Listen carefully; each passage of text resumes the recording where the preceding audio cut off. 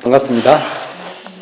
네, 저희가 지금 제가 제목이 익산총부와 소태산 법설이라는 주제로 익산총부의 그러니까 사적이죠, 성적이죠, 성적과 관계된 대종사님 말씀을 이해해볼 그 공간에서 이해하려고 그렇게 하고 있는데요.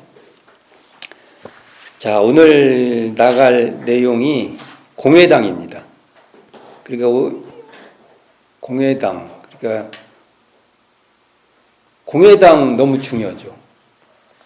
말 그대로 같이 모여서 공적으로 모이는 그러한 집이다, 이렇게 말할 수 있잖아요. 그래서 이곳에서 정기훈련, 그 다음에 예회, 엄청난 일들이 벌어지죠, 이곳에서. 그래서 공회당에서 원불교 교도라면 공회당에 앉아서 내가 강연을 한번 해본다. 예를 들어서 강연을 한번, 또 같이 모여서 같이 회화를 한다. 여기서 대종사님이 우리를 위해서 법설을 하고 있다는 그 마음으로 그 자리에 이렇게 지금 청법하는 마음으로 그 자리에 이렇게 딱 앉아 있다는 것은 정말 영광으로 여겨야죠. 그래서 이제 가까이 있는, 예를 들면 익산 주변에 있는 분들은 항상 언제든지 갈 수 있다고 생각을 합니다. 그리고 저희 같이 그 공간에서 예비교무 시절을 겪었던 저희들 같은 경우는 항상 언제든지 그곳이 옆에 있다고 생각을 하는데 그렇지 않죠. 만일 멀리 있는데 정말 대종사님 법을 보고 이게 공회당에서 하신 말씀이고 여기서 무수한 정기훈련이 이루어졌다는 것을 아는 순간 가보고 싶어요. 만약 예를 들어서 그러면 가보고 싶은데 손을 꼽아야 돼요. 준비하고 해서 계획을 세워서 한번 가보는 것이죠. 그런 곳을 우리는 너무 그냥 쉽고 그냥 별로 생각 안 하고 혹시 그러고 있지 않은가라는 마음으로 공회당의 소태산 대종사님의 그 육성 법설이 막 메아리치고 있다고 우리가 여기면서 공회당을 한번 살펴보도록 하겠습니다. 오늘이 2022년 10월 10일인데 정말 가을이 깊어져요. 이러한 가을에도 대종사님께서 그곳에서 법설을 하시고 제자들과 같이 어떤 공부심을 나누었던 곳이라 생각을 합니다. 그래서 이 공회당은요, 이 교재, 지금 저희가 나가고 있는 교재, 소태산 대종사님 발길 따라, 제가 이 책을 쓰고 읽다 보면 오류도 있고 막 그래요. 그래서 한번 다시 좀 손을 볼까 하지만 여력이 안 닿아서 지금 하는데, 이 책을 그래도 텍스트로 삼겠습니다. 58쪽을 보면 공회당은 정말 익산총부 선방이에요. 이 익산총부의 선방이라는 것을 공회당에서 딱 생각하셔야 됩니다. 이걸 구룡헌 대강당 이런 말도 했었고, 또 어느 편액에다가 성적당이 어떤 방에 붙어 있기도 했어요. 성적이라는 것은 성성할 성, 적적할 적, 공정영지 이러한 공간, 곳이다, 이런 것도 있고, 설법대전이라고도 불렸어요. 그래서 이게 편액이 붙어 있었어요. 옛날에 사진이 있어요. 공회당 대종사님 당대 때 사진에 보면은 막 들어가는 입구에 대방, 그리고 설법전, 대방이라는 건 큰 방, 그리고 거기에 설법을 했다는 거죠. 그러니 이곳에서 우리가 청법의 마음으로 대종사님의 법설을 읽어본다는 것은 우리 정말 깊은 영광으로 우리가 여겨야 될 것입니다. 근데 이곳에서, 그러니까 이 공회당이 원기 14년, 그러니까 1929년에 대종사님의 감역이죠. 이렇게 지도와 사산 5천건 선지님의 감독으로 이 12칸 통방 한 39평 정도 되는가 봐요. 이게 보통 이렇게 말하지만 이게 6칸 겹집, 그러니까 겹집이란 건 이렇게 양쪽으로 있는 거예요. 이게 하나가 아니라 이렇게 칸막이가 돼갖고 이렇게 쌍으로 있는 거죠. 이렇게 6칸이면 크게는 3칸으로 되겠죠. 뭐 이렇게 6칸 이게 작으면 6칸이 된다는 거. 하나, 둘, 셋, 넷, 다섯, 여섯. 그래가지고 양쪽으로 있으니까 2, 6, 12, 12칸이 되는 거죠. 이게 12칸 통방 39평이라고 일반적으로 말합니다. 이렇게 되는데 이곳에서 정말 온갖 집회를 열게 되죠. 그리고 지금 공회당을 가보면은 이게 저도 지금 시원한데 한 이게 80명 정도 들어가는가 봐요. 근데 어떻게 들어가면 꽉꽉 들어가면 더 많이 들어가기도 하겠는데 80명 정도는 그 당대에 수용을 한다. 이런 그 생각이 계셨다는 것이죠. 근데 지금 사람들 개념으로는 80명도 더 많다고 생각할 거예요. 너무 좁아. 80명이면. 그러겠죠. 공간 개념이 달라졌다는 소리죠. 지금은 위에가 지금 함석, 지붕이 함석으로 돼 있어요. 함석. 그렇죠. 함석으로 이렇게 씌운 겁니다. 그리고 외관은 이렇게 돌출돼 있잖아요. 이렇게 앞으로 나와 있는 그러한 근대 건물이에요. 이게 지금 그래서 이게 한국 근대 건물로 현재 보존되어 있는 건물이죠. 자, 이걸 한번 살펴보도록 하겠습니다. 공회당은 원기 14년, 그러니까 원기 13년도에 영춘원을 건설했죠. 그리고 그 다음에 14년도에 이 양잠실이 필요했어요. 왜 양잠을 했냐, 왜 양잠을 이렇게 했을까 했더니 일제 강점기 시절이잖아요. 일제가 이렇게 양잠을 하도록 강요를 했던 거예요. 그게 여러 가지 뭘로 군수용품으로도 쓰고 하여간 양잠을 약간 의무상으로 좀 해야 되니까 하기 싫다고 어떤 일정량을 안 할 수가 없었나 봐요, 이게. 근데 어쨌든 양잠을 했는데 이게 뭡니까? 이게 갖고 이제 양잠실 건축, 양잠을 하면 우리 양잠 안 해봐서 이게 그지만 집이 필요한가 봐요. 양잠에 필요한, 이렇게. 그래서 양잠실로 누에고치, 봄과 가을에 누에고치, 이걸 하기 위해서 양잠을 했는데, 봄과 가을에는 농업부에서 양잠을 했으니까 전용을 하고, 잠실로 쓰는 거죠. 우리가 보통 잠실이라고 지명 붙은 것은 누에를 키우는 곳이라는 뜻이잖아요.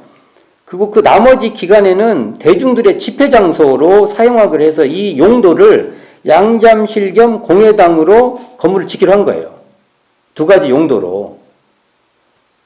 지금 공회당이 지금 이 앞에 지도 보면은, 이 사진을 보면은 여기 파란색 이 건물로 보이는 거 있어요. 한번 가보시기 바랍니다. 앞에 10쪽 보면은 양잠실 건물이 나와요. 6번에. 자, 이렇게 됐다가, 근데 이게 문제가 하나 발생을 해요. 누에치는 기간하고 이 하선 기간이 겹쳐요. 누에 키는 기간 앞에 부분하고 끝나는 부분하고 하선 기간하고 이렇게 서로 이렇게 겹치는 거예요. 뭔가 이렇게 겹치게 되어서 뭔가 이렇게 섬의 용도가 뭐예요? 이때는 잠실로 쓰고 이때는 집회장으로 쓰게 되는데 이게 서로 약간 겹치는 타이밍이 생기는 거예요. 그래가지고 부득이 이런 문제가 생기니까 부득이 그 다음에 원기 15년에 1930년에 보면 이 공회당 맞은편 지금 가보면은 정화정사라는 건물이 있어요. 그 터에다가 새로운 양잠실을 또 쳐요. 근데 이 건물은 지금 없어요. 그리고 그 자리에 정화정사라는 건물이 세워져 있는데 이렇게 하고 나면 이제 어떻게 돼요? 공회당은 전용 뭐가 돼요? 이제 양잠실은 안 하고 전용 이제 이 집회장이나 이런 거 쓰고 그러면서나 이게 원불교 교단사에 너무나 중요한 정말 우리가 거기 가면 가슴에 정말 그곳이 주로 공부했던 거예요. 공부했던 곳입니다. 그러니까 우리가 거기 가면은 공회당 가서 정말 느낌이 많아야 돼요. 근데 우리가 성지순례 가서 거기를 씩 지나갑니다. 왜요? 모르니까. 자, 봅시다. 그래가지고 동화선 및 예외를 여는 전문 공간이 됩니다. 정말 대각전이 세워지기 전에는 거기서 다 했어요. 그러니까 이게 원기 14년도에 건축되잖아요. 그래서 원기 20년에 대각전이 세워지니까 이 6, 7년 기간에는 여기서 거의 모든 게 다 이루어졌다고 생각을 하고, 그 다음에 선방은요, 대각전에는 불 때는 곳 아니잖아요. 그러니까 선에 거기서 좌선하고 뭐 특별히 상당 부분이 저녁 행사 같은 경우는 대부분 공회당에서 이루어지는 겁니다. 자, 그래서 이곳이 공회당은 뭐냐 하면은 전문 훈련을 하는 선원이에요. 선원. 그리고 예외를 보는 법당이에요. 그리고 각종 집회를 열었던 곳입니다. 이곳이. 자, 우리가 그리고 지금 공회당 앞에 보면은 벚나무가 하나가 있어요. 오래된 벚나무. 자, 이런 거 알아야 돼요. 그 벚나무는 대종사님을 뵀던 벚나무입니다. 거기서 사진 한 칸 탁 찍어야 돼요. 나는 대종사님을 실제로 못 뵀는데 벚나무님은 뵈셨네요. 이렇게. 그리고 거기에서 정말 정산종사님께서 그 등불 아래에서 법문을 해서 하고 또 소창도 했던 그 제자들하고 했던 그런 곳이기도 한답니다. 그거. 이게 대종사님과 정산종사님, 선지님들의 자취가 그 벚나무에서 있었구나. 그리고 그곳에 큰 은행나무하고 단감나무가 있었대요. 근데 저도 그 감나무가 오래된 감나무가 나중에 있는데 그게 이제 저희도 봤죠. 저도 본 것 같아요. 지금 기억에. 근데 이게 뭐냐면 그 정산종사님께서 성수 재배한, 그러니까 그 유실수를 심자 해가지고 그때 심은 나무가 아닐까라는 상상을 해봅니다. 그 의견안을 내요. 총구에 그런 나무를 심자 해가지고. 그러니까 상상을 해보는 거죠. 저기에 그때 그런 나무들도 있었겠구나. 근데 이제 우리가 보면은 이 건물은, 이 공회당은 아까도 말씀드렸지만 대종사님이 감해가고 오창건 선생님께서 책임지고, 이게 창건 그러잖아요. 오창건. 대종사님 이름 참 재밌게 지세요. 창건, 말 그대로 오창건 선생님이 거의 교단의 중요한 건물을 거의 지도 감독합니다. 그래서 창건이라 주셨나 봐요. 이게. 그래가지고 이게 지금 그 구령원이라는 이름이 붙은데, 이게 지금 12칸 함석집이라고 했죠. 구령원이라는 이름이 붙어 있고, 아까 대방 설법전이라고 이름이 붙었다고 했는데, 왜 구령원이라고 했을까라는 걸 잘 몰라요. 저도 지금 잘 모르는데, 이게 구간도실의 개념으로 이 구룡원이라 했는가, 그 구간도실의 그것을 변형해서 아홉 마리 용. 근데 거가 오룡이 있어요, 오룡. 1룡, 2룡, 3룡, 지명이 그래요. 1룡이 지금 송대에 있는데, 2룡이 대각전 있는 부위, 3룡이 지금 원불교 대학원대학교에 있는데, 4룡이 지금 서원관, 지금 거가 해너 먹거리라고 하는데 그 일대, 그다음 5룡이 오룡마을 이렇게 지금 저쪽. 그런데 그러면 나머지 6, 7, 8 쭉 있어야 되는데 그건 잘 모르겠고, 구령원이라고 해서 이게 뭘까라고 저도. 근데 하여간 구령원이라는 이름이 붙어 있어요. 이 구령원 공회당에서, 자, 한번 봅시다. 얼마나 중요한 법설을 많이 했는가 한번 봅시다. 대종사님께서 경진동선 중인 원기 26년 1월 28일에 개송을 거기서 했어요. 그러니까 공회당 가면은 여기서 대종사님께서 개송을 설했구나라는 걸, 개송 한번 읽어보고 써보고 그 자리에서, 그러면 좋죠. 그 다음에 무시선의 강령도 여기서 발표하십니다. 우리 맨 뒤에 무시선법에 보면 맨 뒤에 나오는 거 있죠. 육군이 유사하면 이제 육군이 유사하면 이렇게 쭉 나오죠. 그것도 거기서 발표했고요. 그 다음에 2월 28일에 이론상 법어도 거기서 발표를 합니다. 이 선 중에 발표하시는 거예요. 그 다음에 이모동선인 원기 28년 1903년 1월에 교리도도 그 공회당에서 발표합니다. 그러면 우리가 교리도도 그 자리에서 그려보고요. 그 자리에서 가면 한번 내가 그려보는 거예요. 교리도도. 그리고 이론상 법어도 쫙 한번 읊어보는 거예요. 그리고 무지선의 강령 개송도 한번 써보기도 하고 읊어보기도 하고 이럴 수 있으면 좋겠다. 그리고 이 공회당에서 대종경 수행품 17장 양도신 선지님께서 이 일을 하면 바느질을 하면은 약을 태워 먹고 약을 태워 먹지 않으려면 바느질을 그러니까 이 일을 하면 저 일에 끌리고 저 일을 하면 이 일에 끌리는데 어떻게 해야 됩니까? 라는 그 질문에 너 혼자 듣기는 아깝다 그러니까 다 불러가지고 설법을 해주시죠. 그래서 2가지 일이 네 책임이고 3가지 일이 네 책임은 그 책임을 딱 전제한 후에 이것이 실수 없게 하는 것이 일심이다. 그래서 이것을 우리가 이름하기를 복합일심 이런 말도 하고 있는데 어쨌든 이런 수행법은요 이 기존 수행법하고 다른 거예요. 이런 것도 그 자리에서 이루어지고요. 그 다음에 대종경 신성법 14장에서 졸고 있는 것이 물소 같아. 김정각 선지님한테 이런 말을 하는 거예요. 김정각이 처음에는 한이 많다고 해서 삼한인가 3가지 한이 있다고 그러니까 삼한인가 이름을 줘줬다가 나중에 그 한이 내가 짓고 그걸 내가 어떻게 받아들이냐에 따라서 그 한도 내가 해결할 수 있다는 감상을 하니까 이제 정각이다. 바르게 깨달았다 해서 김정각이라고 바꿔 이 선지님인데 여기서도 그렇게 무서웠다고 놓고 내가 이렇게 험한 얘기를 해도 서로 정이 통하니까 서로 정감이 통하게 된다는 거죠. 이런 것도 여기서 나오는 말씀이고 대종경 부처품 8장도 8장에 외지 외학에 대해서 막 끌려가니까 본래 서원 성불재중 재생세 하겠다는 그 본래 서원을 다시 세우도록 해라는 이 법문의 현장도 바로 공회당입니다.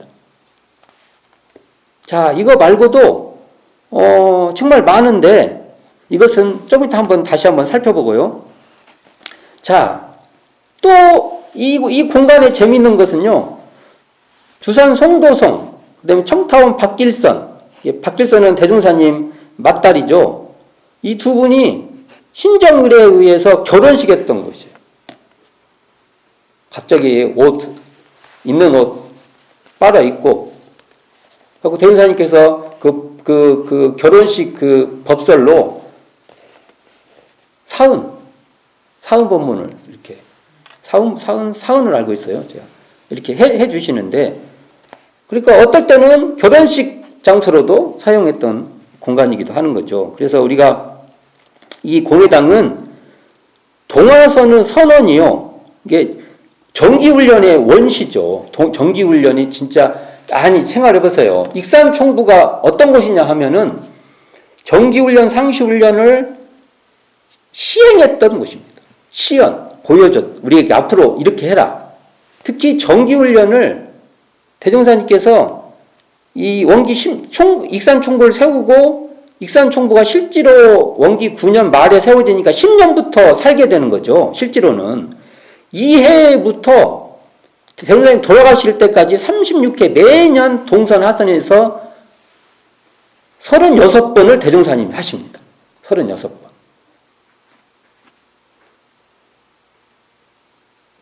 그러니까 그곳에서 대종사님께서 이렇게 정기훈련을 실시했다. 그러니까 당대에는 음력 5월 6일에서부터 8월 6일까지가 그 하선, 그 다음에 동선은 11월 6일에서부터 2월 6일까지고 이렇게 이제 양력으로 바뀌면은 하선은 6월 6일부터 9월 6일, 동선은 12월 6일부터 3월 6일까지 이러한 그 날에 끊임없이 정기훈련 했던 중심 공간이 바로 공회당이다. 이렇게, 예. 그리고 이때 선언일지를 써요. 선언일지 쓰듯. 가지고 여기서 대종사님과 감각감상, 대종사님 법설과 감각감상을 아주 착실하게 적어가지고 우리가 현재 이런 쌍의 법어도 언제 정확하게 설해주고 어떻게 설해졌는가를 이 선언일지의 기록으로 정확하게 우리가 알 수 있는 것입니다. 자, 제가 여기서 지금 그 공간에서 회화도 하잖아요. 그러면 이렇게 죽비를 돌려가면서 회화를 했던 거예요. 그래서 죽비가 오면은 사람들이 그때만 해도 말하는 것에 자신이 없어갖고 달달달 떨고 막 그 회화도 했다. 그런 재밌는 이야기도 있고, 강연을 하면은 그곳에서 무수한 강연을 했던 거예요. 그 공간에서. 그러면 처음에는 이게 사람들이 이제 누구든지 와서 강연하는 게 여기 보면 모상준이라는 선지님께서 천지 보훈의 조목을 새기는데 뭐라고 하냐면 공기로 뱃속을 싹 씻었습니다 하고 하니까 대중들이 막 깔깔깔 웃어요. 이게 이제 본인이 제가 하면 안 웃긴데 어떤 사람이 하면 웃기겠죠. 이게 개그같이 된 거죠. 그러니까 대종사님께서 추궁기에 넣어놓고 나중에 들어볼 말이다 하고 뻘뻘 웃었다고 해서 꼭 공부가 이렇게 막 심각하게만 한 게 아니라 그 공간이 공부하는 것이 축제같이 재미도 있으면서 했던 그러한 공간이라는 걸 알 수가 있죠. 그리고 거기서 성리연마를 해요. 여기 보면 일정이 나오는데 일정은 좀 많이 바뀌었던 것 같아요. 근데 보면은 아침에는 좌선, 오후에는 경전, 오전에는 경전, 오후에는 일기 독서, 밤에는 한 달 상순, 10일은 연불, 또 중간에 10일은 회화, 또 나머지 10일은 강연 이렇게도 했다고 하는데 다른 말씀에 보면은 상순에는 회화, 이게 30일 중에서 앞에 열흘은 회화, 그 다음 열흘은 강연, 그 다음 열흘은 성리했다. 그래서 성리가 나오죠. 그러게 대종사님께서 어느 밤에 어느 기간에는 성리 문답을 한 거예요. 근데 주로 대종사님 한 3일 정도 문답을 했나 봐요. 그러니까 근데 그 주제가 주로 만법기 일기하처를 딱 걸어놓고 한 거예요. 그래서 제가 왜 이런 말을 하냐면 공회당을 가면은 내가 성리연발을 한번 가서 대종사님께 만법기일 일기하처를 대종사님 질문을 하면 내가 한번 대답해보는 그런 것도 본인 스스로 한번 해보는 것도 굉장히 중요해요. 이게. 그래서 이 지금 향산 안희정 선지님의 회고담을 보면은 첫 번째 날에는 주로 진공자리를 증거하는 열애선 도리를 주로 했고 그 다음에는 그 진공 묘유를 중심으로 한 조사선 도리를 했고 마지막에는 그 언어로 표현할 수 없는 자리를 언어로 분명하게 말하게 하는 의리선 도리를 했다는 거. 이게 대종사님 특징입니다. 원래는 의리선은 최고 먼저 하는 거고요. 불교에서 보면 그렇게 되거든요. 그 다음에 열애선, 그 다음에 조사선 이렇게 가는데 대종사님은 반대로 맨 마지막에 말로 할 수 있어야 된다. 그래서 이 의리선으로 앞에 부분은 대충 이렇게 말하면은 그것도 괜찮다 하고 이렇게 넘어가셨나 봐요. 대종사님이 잘했다는 식으로 넘어갔다고 했는데 마지막 날에는 이 말의 설명이 정확하지 않으면 대종사님 앞에 벨이 있었나 봐요. 벨을 삥 눌러갖고 탈락. 그래서 거기다 벨로 눌러놓고 서로 한 번씩 대종사님한테 너 탈락이다. 삥 한 번 더 눌러보는 것도 재밌겠다라는 생각을 해봅니다. 탈락하는 영광이 있잖아요. 내가 뭘 했는데 이게 설명을 제대로 해야 되는 거예요. 근데 그중 하나가 지금 향산 안희정 선지님이 했던 내용인데 지금도 보면은 그 겨울에 보면 이렇게 철새들이 많이 총부 위를 지나가요. 그러니까 뭐라고 말하냐면 대종사님께서 포수가 허공을 날아가는 기러기를 팡 쐈어요. 그러면 네가 한기운이라고 했는데 그러면 포수도 기러기 아픔을 느껴야 하지 않냐. 한기운이라고 하니까. 그랬잖아요. 그러니까 안희정님이 말문이 탁 막힌 거예요. 의단이 뭉쳤다고 이렇게 말을 합니다. 그래서 대종사님께서는 이것을 답을 구해주는 그게 아니라 스스로 의문의 깊이가 깊어지도록 했던 일인 것 같습니다. 이 과정이. 어쨌든 이런 곳이라는 거. 자, 이건 이제 한번 봅시다. 공회당을 보면은 크게 세 칸으로 한번 나눠볼게요. 공회당 막 들어간다고 내가 생각해 봅시다. 그래서 오른쪽, 보는 쪽이에요. 보는 쪽에서 오른쪽, 왼쪽이 있어요. 자, 그런데 오른쪽 칸에, 맨 저쪽 칸에서 어린이 법회가 시작됐습니다. 자공회라고 해가지고 박창기 선지님이 진행을 했는데, 그래서 저는 그냥 어린이 법회의 출발지가 아닌가. 공회당 건물, 공회당이 너무 중요한 거예요. 공회당, 우리가 들어가서 들어가는 데서 오른쪽 건물. 그 다음에 왼쪽, 들어가는 쪽에 왼쪽에서는 황동신행님이 거기에서 유치원 시설 같은 걸 가져오셨나 봐요. 거기 설치해놓고 유치원 교육, 그리고 지금 벚나무 아까 말했잖아요. 오래된. 거기서도 아이들의 시설을 놓고 했다. 그래서 어찌 보면 그곳이 유치원 교육의 시작지 아닌가. 의미부여를 한번 해보는 거예요. 그리고 가운데 방 있어요. 거기에 주로 대종사님께서 이렇게 앉아 계셔서 대중에게 법설도 하고 했다. 그래서 가운데 거기에 대종사님이 계신다. 이렇게 생각해 보는 것도 좋다고 생각을 합니다. 자, 하도 이 공회당이 중요해서 제가 좀 법설을 쭉 살펴보도록 하겠습니다. 교의품 17장, 37장, 29, 30장. 이게, 자, 저희가 다 이거 펴봐서 읽어볼 수는 없으니까 한번 볼게요. 교의품 17, 37, 29, 30. 그러면 교의품 17장을 한번 예를 들어봅시다. 진정리화 님이 질문을 하죠. 교의품 17장. 이건 날짜도 정확하게 나와 있습니다. 시창 17년, 원기 17년 5월 26일 예배날에 대종사님 그 공간에 했던 법설이에요. 그래서 교의품 17장을 딱 거기서 읽어보는 거죠. 17장. 제가 한번 펴보겠습니다. 17장.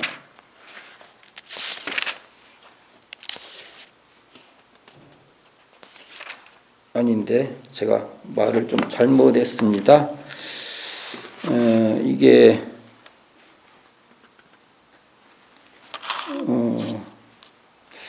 교의품 17장. 제가 좀 실수를 한 것 같습니다. 그럼 나중에 좀 찾아볼게요. 그러면 다른 걸 한번 찾아봅시다.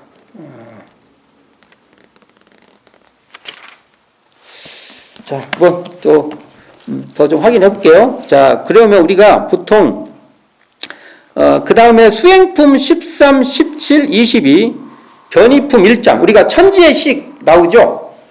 그것도 그 공간에서 쓴 거고, 불지품 15, 16. 불지품 15, 16에 천상낙과 인간낙. 신석품 16. 어떠한 고라도 낙을 삼을 줄 아는 자는 행복자다. 이것도 정확하게 날짜가 등장합니다. 신성품 16. 그 다음에 교단품 6. 그리고 부촉품 8. 제가 교의품 17. 진정리와의 질문이에요. 이게 질문이 뭐냐면, 사원신앙에 대한 질문인데, 요것만 확인을 해보면 되지만, 어쨌든 이런 많은 법설들이 공회당에서 주옥 같은 거 있어요. 이것과 관계되는 법설을 그 공간에서 우리가 읽어보면 느낌이 다를 것이다. 그러니까 제구는 동남품이 될지어다. 이런 법설도 그 공간에서 했던 법설이고, 수행품 13장에 좌선에 대한 법설이 있어요. 권동화 선진하고 좌선에 대해서 이렇게 주고받기 하면서 대종사님께서 묻고 이렇게 문답을 계속해요. 그 법문도 그 공간에서 제자들하고 이렇게 문답을 했던 그러한 것입니다. 이런, 그 다음에 나는 용신법을 가르치노라. 이런 법설도 그 공간에서, 그러니까 주옥 같은 법설들이 공회당 그 공간에 울려 있는 겁니다. 울려 퍼져 있는 겁니다. 그래서 제가 이 말씀드렸던 이거 말고도 또 있을 거예요. 이런 법설들 중에 하나를 골라서 그 공간에서 봉독해보는, 그래서 그 대종사님의 말씀을 직접 들어본다는 그런 느낌으로 공회당의 뜻을 잘 이해가 했으면 좋겠다. 법문의 체험이 공회당에서 법문 체험은 순례가 될 수 있는 그러한 것이 됐으면 좋겠다. 그렇게 생각이 듭니다. 자, 오늘은 공회당에서 대종사님의 선 역사와 그다음에 대종사님 법문이 뭐가 있는가, 어떤 법문이 계셨는가를 좀 스케치를 해봤는데, 직접 가서 그 공간의 체험을 할 수 있도록 있는 기회가 되기를 바라면서 마치도록 하겠습니다. 수고하셨습니다.